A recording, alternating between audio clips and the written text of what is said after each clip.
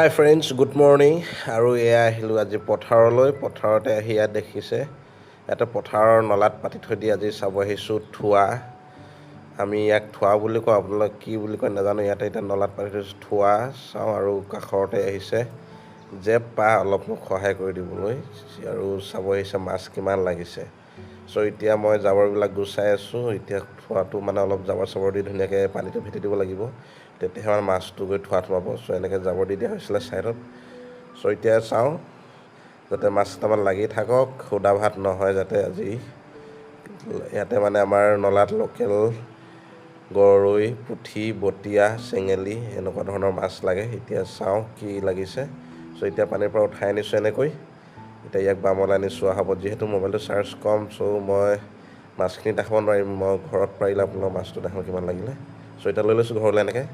আৰু চাওক এইখিনিয়ে লাগিলে আজি মাছ আমাৰ থোৱাত। চ' ভিডিঅ'টো ছেকেণ্ড লাইক কৰিব।